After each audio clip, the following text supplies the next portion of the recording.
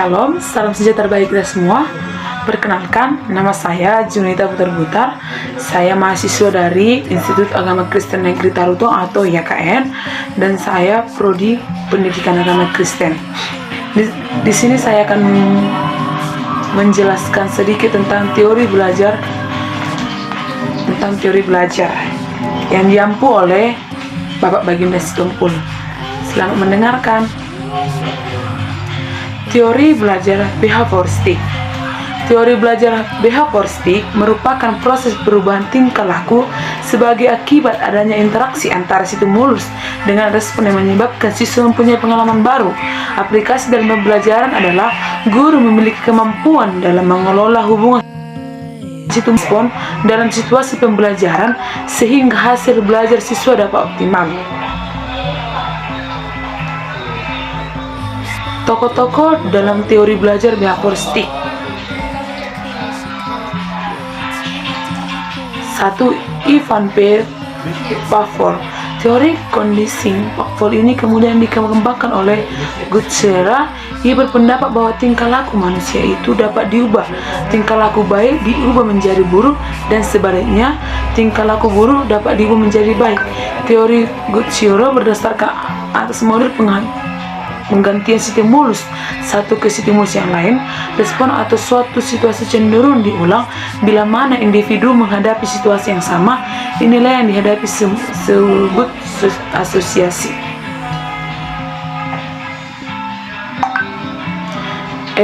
Edwin Gutschera.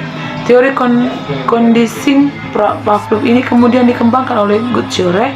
Ia berpendapat bahwa tingkah laku manusia itu dapat diubah. Tingkah laku baik diubah menjadi buruk, dan sebaliknya tingkah laku buruk dapat diubah menjadi baik.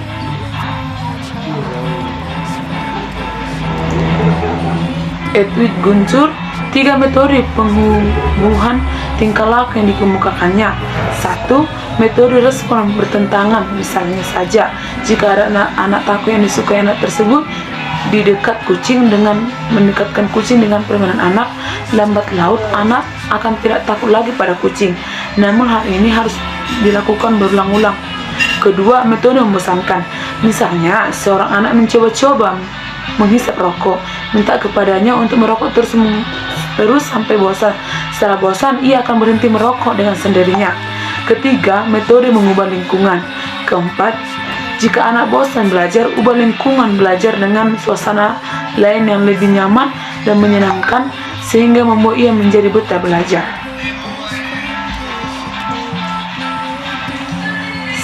Skinner. Dari hasil pencobaan, Skinner memberikan respon belajar, yaitu 2. 1. Respon yang timbul dari respon tertentu.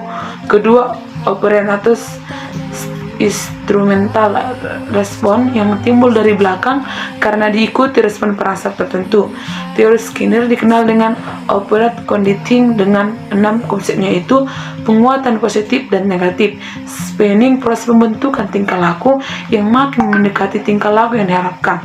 Ketiga, pendekatan suksetif atau proses pembentukan tingkah laku yang menggunakan penguatan pada saat yang tepat hingga respon pun sesuai dengan yang disyaratkan. Keempat, excitation, proses penggantian kegiatan sebagai akibat dari ditiadakannya penguatan. Kesimpulan dari para ahli, teori belajar behavioristik merupakan suatu teori pembelajaran yang lebih menekankan pada guru sebagai tokoh aktif yang berperan penting pada perubahan tingkah laku peserta didik. Teori belajar behavioristik bersifat pendekatan yang berupa perubahan tingkah laku, dan hasilnya dilihat dari perubahan tingkah laku individu tersebut seperti pikiran, karakter, tingkah laku, gejala-gejala yang ditimbulkan, dan perubahan tersebut tidak berasal dari internal, namun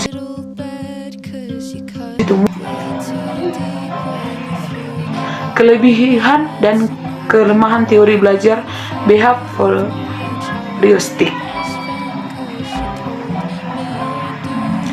Kelebihan teori behavioristik. Satu, model behavioristik sangat cocok untuk memperoleh praktek dan pembiasaan yang mengundang unsur-unsur seperti kecepatan, spontanitas, kelenturan refleks, daya tahan, dan sebagainya. Contohnya percakapan bahasa asing, mengetik, menari, dan menggunakan komputer, olahraga, dan sebagainya. Kedua, teori behavioristik juga cocok diterapkan untuk melatih anak-anak yang masih membutuhkan dominasi peran orang dewasa, suka mengulangi dan harus dibiasakan, suka meniru dan senang dengan bentuk-bentuk penghargaan langsung seperti diberi permen atau pujian. Kelemahan teori behavioristik: penerapan metode ini yang salah akan mengakibatkan terjadikan bagi siswa, yaitu guru sebagai sentral, bersikap otoriter, komunikasi berlangsung suatu arah, guru melatih dan menentukan apa yang harus dilakukan oleh murid. Murid tidak dipandang pasif. Murid hanya mendengarkan dengan penjelasan dari guru dan menghafalkan apa yang didengar dan dipandang sebagai belajar yang efektif. Pembelajaran siswa bersifat pada guru atau teacher-centered learning, bersifat mekanistik dan hanya berorientasi hasil yang dapat dinikmati dan diukur, sehingga kejelian dan kepekaan guru pada situasi kondisi belajar sangat penting untuk menerapkan kondisi behavioristik. Aplikasi teori behavioristik dalam kegiatan pembelajaran.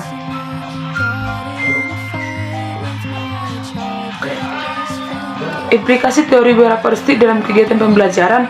Implikasi teori behavioristik dalam kegiatan pembelajaran tergantung dari beberapa hal seperti tujuan pembelajaran, sifat materi pembelajaran, karakteristik peserta didik, media dan fasilitas pembelajaran yang tersedia.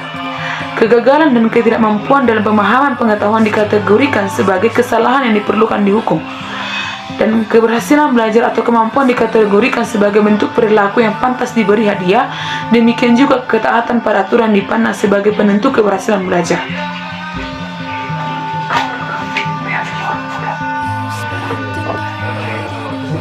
Baiklah, sekian tentang video behavioristik.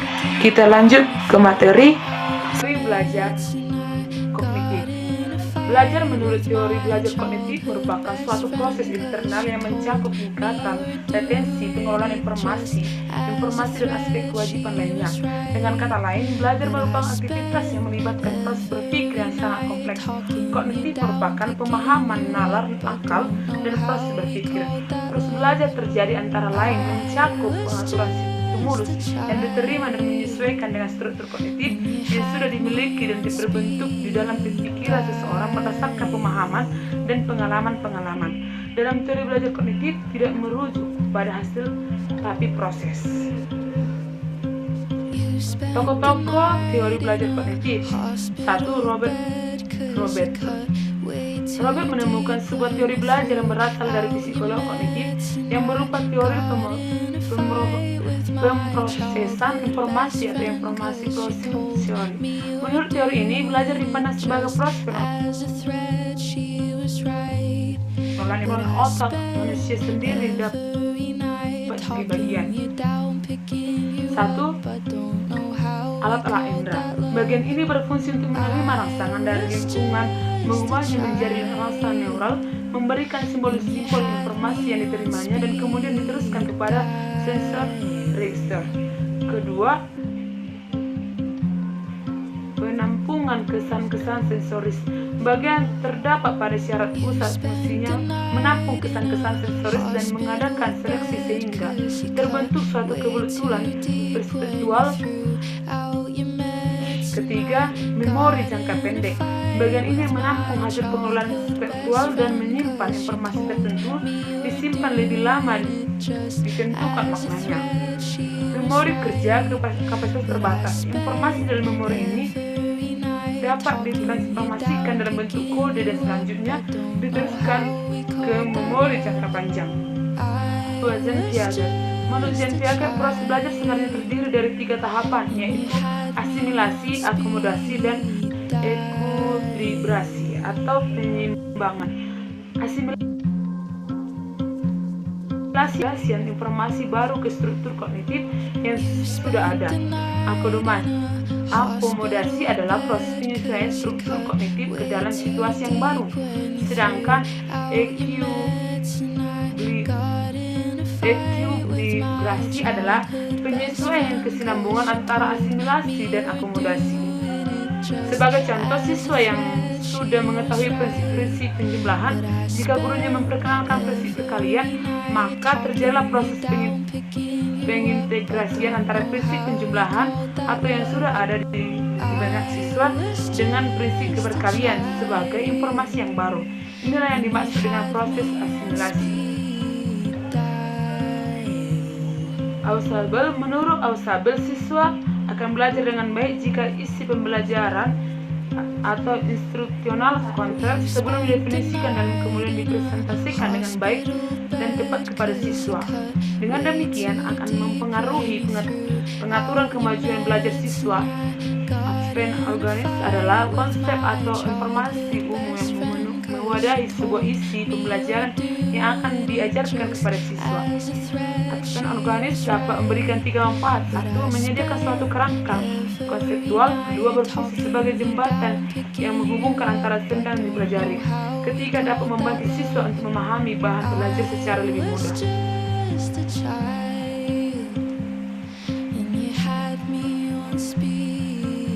Kelebihan teori belajar kognitif. 1. Pembelajaran berdasarkan kemampuan struktur kognitif siswa sehingga kemampuan siswa tidak terlalu dipaksakan. Hal demikian sebagai wujud penghargaan bahwa masing-masing siswa memiliki potensi yang berbeda-beda, sehingga pendekatan dalam belajarnya pun harus berbeda-beda. Yang kedua, yang mengakibatkan dinamisasi kelas yang tinggi sehingga tidak menimbulkan pembelajaran yang membosankan. Sebagian besar kurikulum di Indonesia lebih menekankan pada pengembangan pengetahuan peserta didik. Ketika peserta didik hanya perlu memberikan dasar-dasar dari materi yang diajarkan yang dikembangkan sendiri oleh peserta didik. Keempat, memaksimalkan kemandirian peserta didik dan mencari informasi. Kelima, memaksimalkan ingatan yang dimiliki peserta didik. Keenam, memaksimalkan kreasi atau pembuatan suatu hal baru atau membuat sesuatu yang baru dari hal yang sudah ada. Ketujuh, instrumen penilaian kognitif lebih mudah. Kelemahan teori belajar kognitif. 1. Bentuk pendisiplinan yang tidak diambil dari program berakibat pada melemahnya disiplin siswa. Kedua, strategi pembelajaran yang aktif yang dilakukan oleh guru yang tidak mengenal manajemen kelas baik akan menimbulkan waktu yang sia-sia dalam proses pembelajaran di kelas. Ketiga, lebih menekankan pada kemampuan ingatan sehingga kelemahan adalah selalu menganggap sebuah peserta didik itu mempunyai kemampuan daya ingat yang sama dan tidak membeda-bedakan. Keempat, jika pembelajaran hanya menggunakan metode kognitif, maka peserta didik tidak akan mengerti sepenuhnya materi yang diberikan. Kelima, jika di sekolah kejujuran hanya menggunakan metode kognitif tanpa adanya metode pembelajaran lainnya, maka peserta didik akan kesulitan dalam mempraktikkan kegiatan atau materi. Keenam, teori tidak menyeluruh untuk semua tingkatan pendidikan, sulit dipraktikkan khususnya di tingkat lanjut.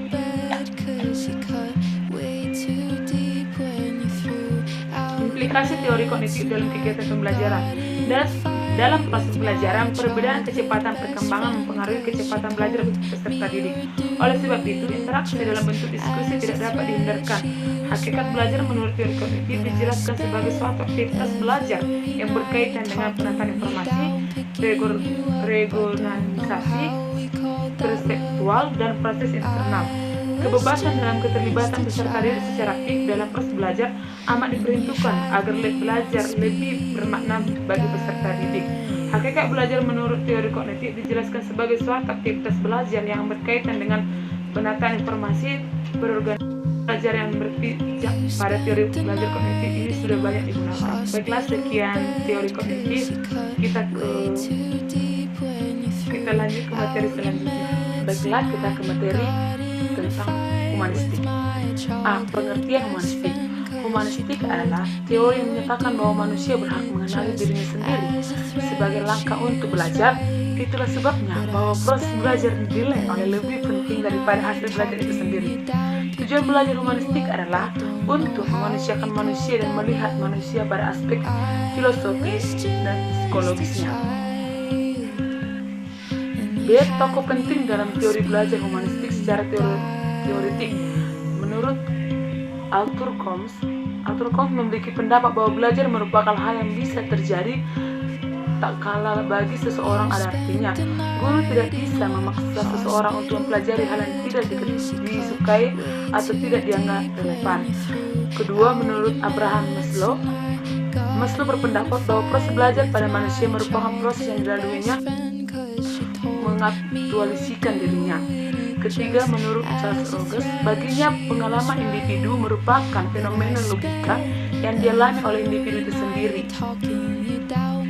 C. Kelebihan dan kekurangan teori humanistik. Kelebihan teori humanistik: 1. Mengedepankan demokratis, praktis, dialogis, dan humanis. Yang kedua, suasana saling menghargai. Yang ketiga, peran aktif peserta didik. Keempat, memunculkan kreativitas peserta didik atau orang belajar.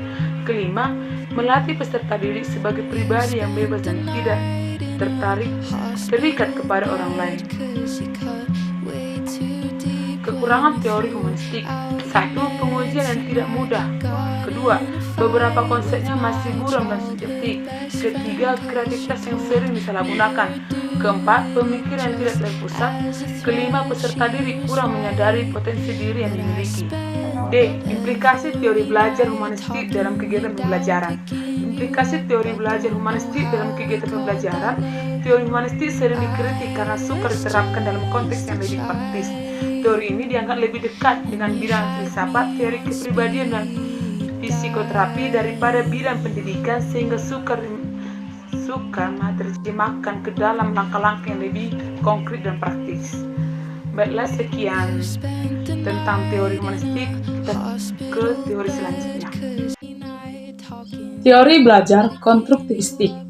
Teori belajar konstruktivistik salah satu cabang ilmu yang banyak dicari karena berkaitan dengan dunia pendidikan.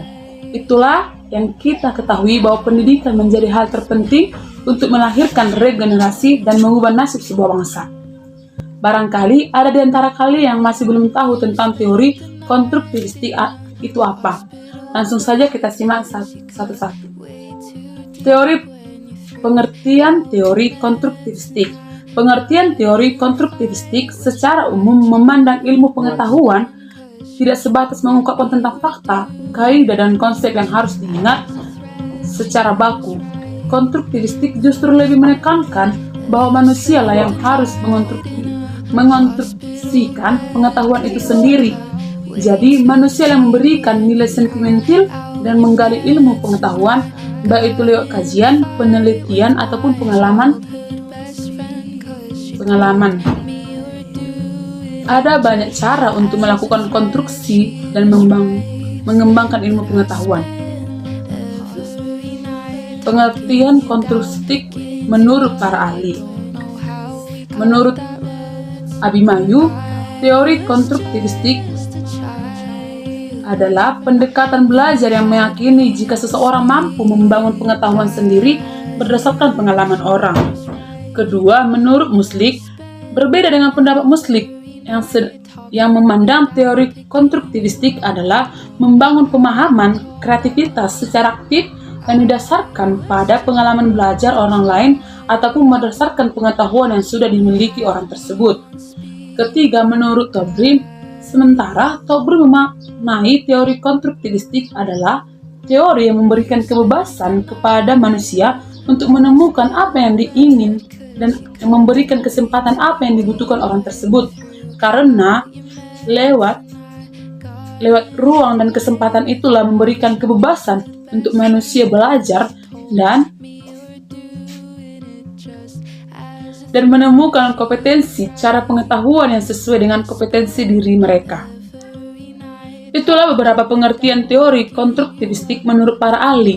Dari pembahasan di atas, maka dapat kita pahami bahwa ilmu pengetahuan tidak hanya ditemukan oleh para ahli sebelum-sebelumnya. Kita pun sebenarnya memiliki kesempatan yang sama untuk menemukan ilmu pengetahuan kita sendiri. Sekarang kita akan lanjut mengenai tujuan teori belajar konstruktivistik. Sementara jika ditinjau dari tujuan teori konstruktivistik, ada beberapa tujuannya sebagai berikut. 1. Merangsang berpikir inovatif. Tujuan teori konstruktivistik secara tidak langsung sebagai bentuk upaya untuk merangsang kita berpikir inovatif dan kreatif Berpikir inovatif memang tidak mudah, butuh waktu dan proses yang panjang. Butuh waktu lama, kita harus mengumpulkan puzzle ilmu pengetahuan dari waktu ke waktu. Inovasi akan lahir karena didukung adanya ilmu pengetahuan yang sudah dimilikinya. Tentu saja ilmu yang dimiliki setiap orang berbeda-beda. Ada orang yang memiliki ilmu akademis dan ilmu non-akademis. Orang yang mampu menyatukan antara ilmu akademis dan non-akademis yang mampu mendorong melahirkan pemikiran yang inovatif dan menarik. Yang kedua, mampu meningkatkan pengetahuan. Ketika berbicara ilmu pengetahuan, tidak kita dapatkan di bangku formal, tetapi diperoleh di bangku non-formal.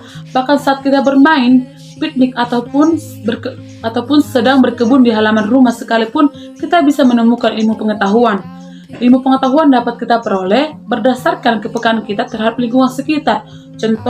Contoh sederhananya, si A dapat menemukan ilmu baru saat keluar dari rumah, sementara si B tidak mendapatkan ilmu apapun saat keluar dari rumah.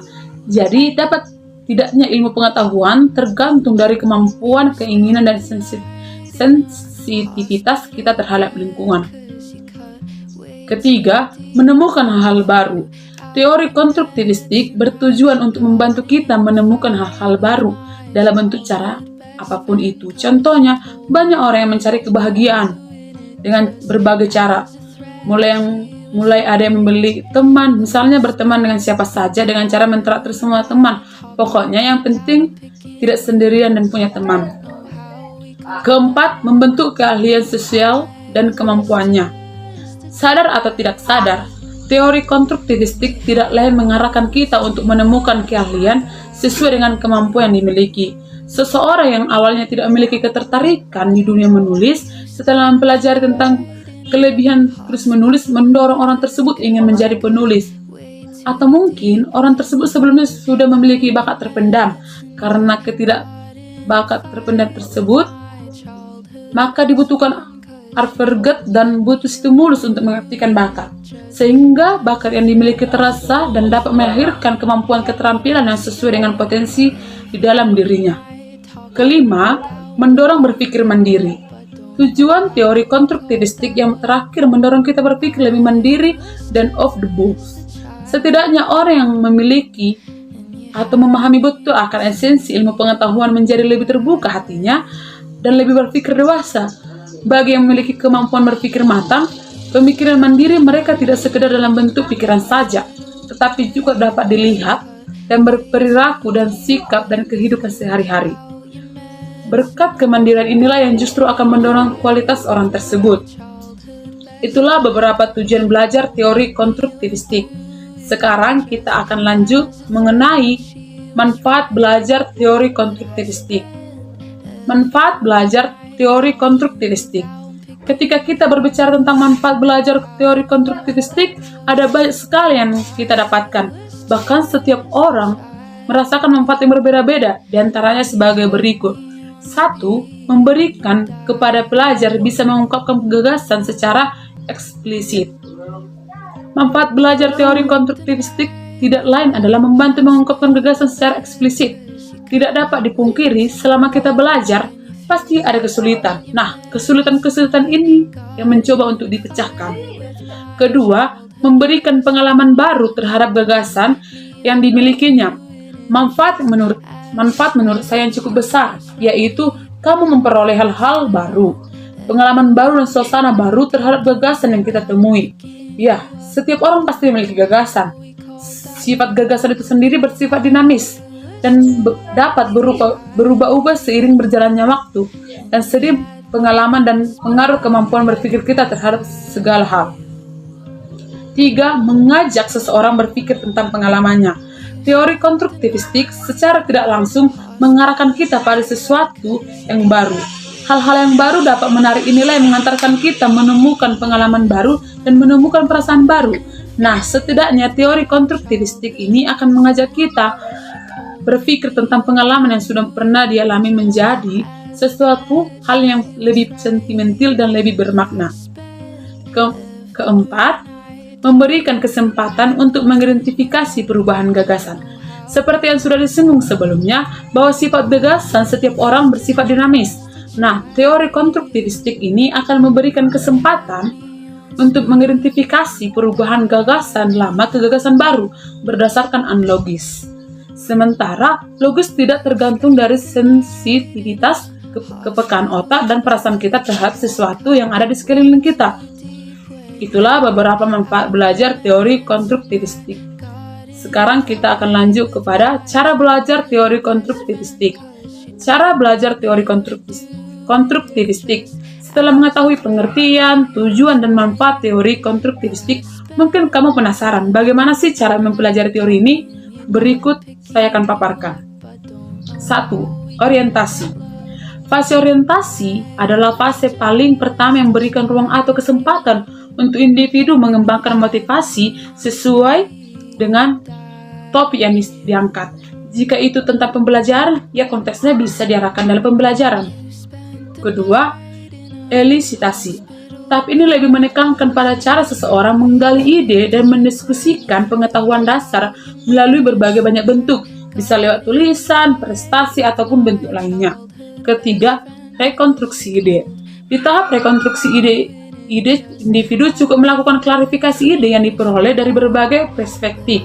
Jika perlu, bisa dilakukan dengan berdiskusi atau dengan melakukan kajian literatur dan merangsang gagasan yang tepat. Keempat, aplikasi ide. Dari ide dan data yang sudah diperoleh bisa diaplikasikan. Jadi ide yang abstrak menjadi lebih terlihat dan dapat dirasakan oleh orang lain. Kelima, review. Jika ada bentuk yang ditampilkan, maka masuk ke tahap review atau tahap evaluasi dan revisi. Tahap ini sebenarnya tahap paling penting karena kita bisa tahu apa yang salah dan sudah benar. Tahap review ini pula lah yang dapat merangsang kita untuk melahirkan gagasan dan ide-ide yang baru yang dapat dikembangkan. Teori sibernetik. Sibernetik dapat dikategorikan sebagai sebuah ilmu tentang pemrosesan informasi, pengambilan keputusan, pembelajaran, adaptasi, dan organisasi yang terjadi pada individu, kelompok, organisasi, negara, dan mesin.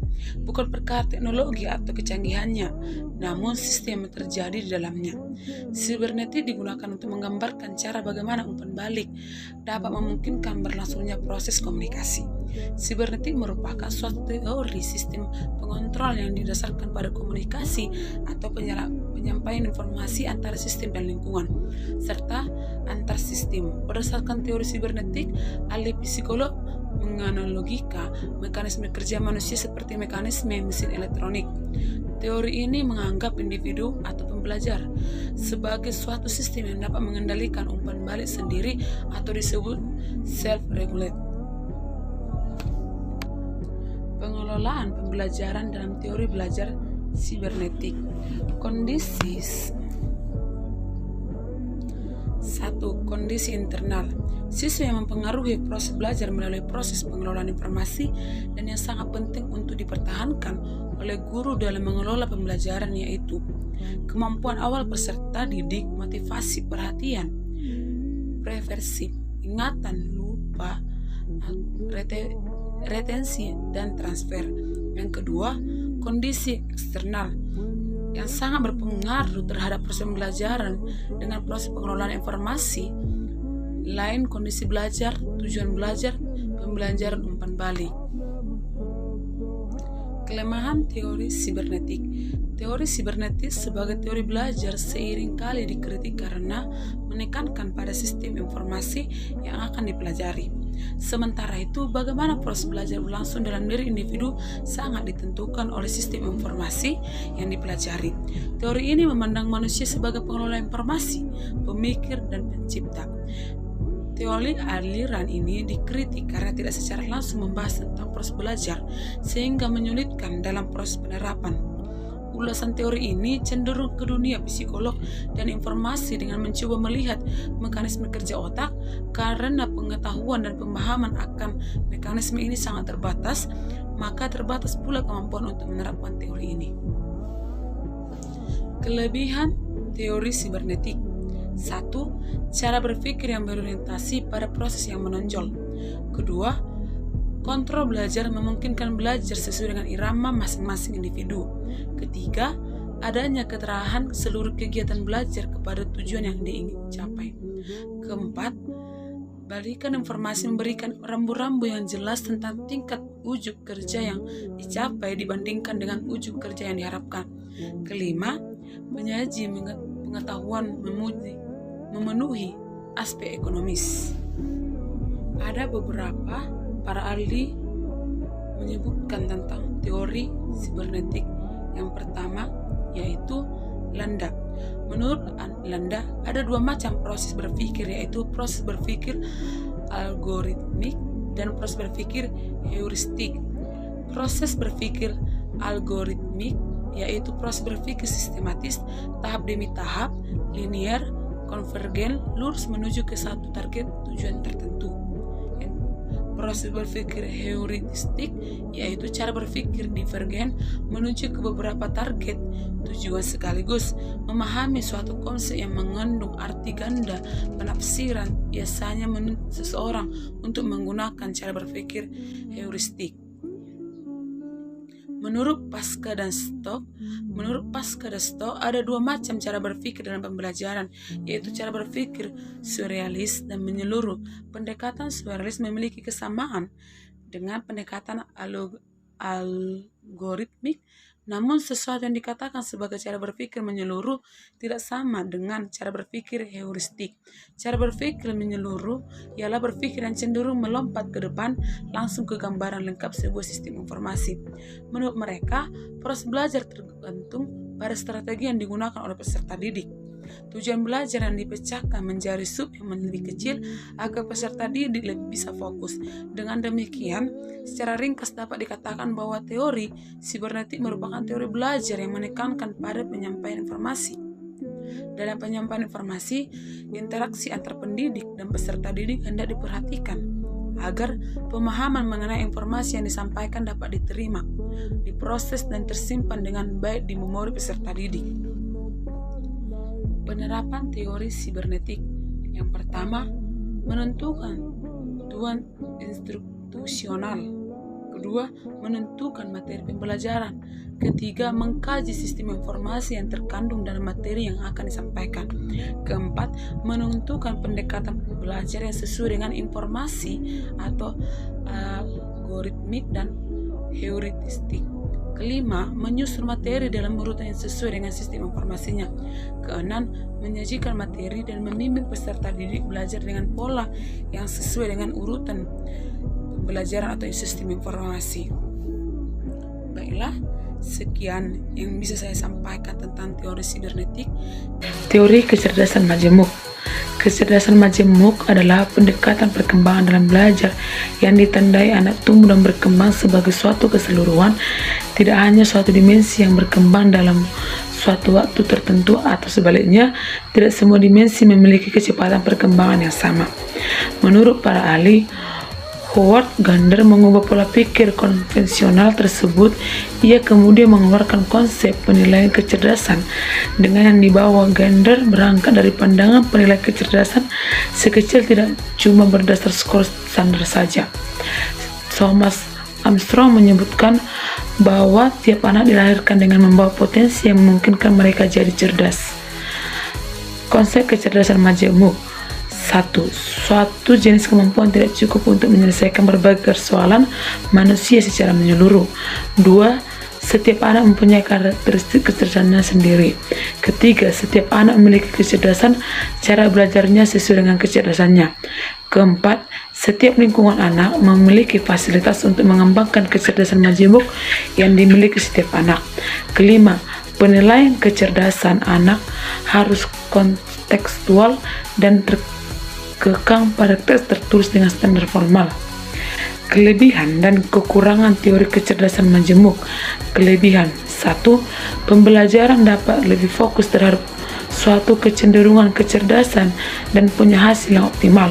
2. Memberikan sudut pandangan baru terhadap perkembangan potensi manusia.